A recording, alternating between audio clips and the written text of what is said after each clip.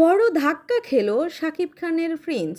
হঠাৎ করেই সিনেমাটির সার্টিফিকেশন সনদ স্থগিত করেছে বাংলাদেশ চলচ্চিত্র সার্টিফিকেশন বোর্ড। কেন হঠাৎ করে বন্ধের মুখে পড়ল? শাকিব খান অভিনীত আলোচিত cinema Prince once upon A time in Dhaka নিয়ে শুরু হয়েছে নতুন বিতর্ক।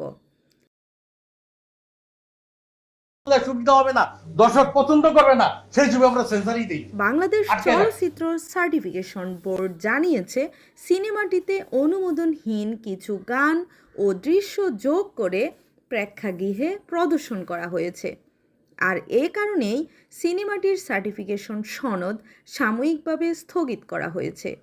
এর ফলে নতুন নির্দেশনা না আসা পর্যন্ত বাংলাদেশের কোনো সিনেমা হলে এই ছবি প্রদর্শন করা যাবে না।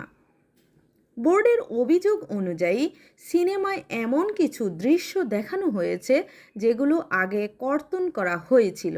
এর মধ্যে রয়েছে সহিংস কিছু দৃশ্য, অতিরিক্ত রক্তাক্ত মুহূর্ত এবং অশালীন পোশাক ও অঙ্গিভঙ্গির অভিযোগ।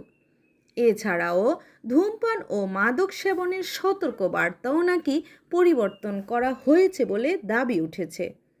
সব মিলিয়ে বিষয়টি এখন সিনেমা পাড়ায় তুমুল আলোচনার জন্ম দিয়েছে।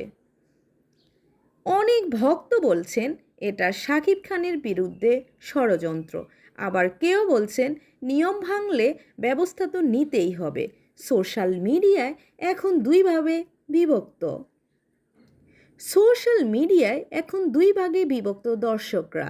উল্লেখ্য, সিনেমাটি ঈদ উল ফিতরে মুক্তি পেয়েছিল এবং দেশের 133টি হলে প্রদর্শিত হয়।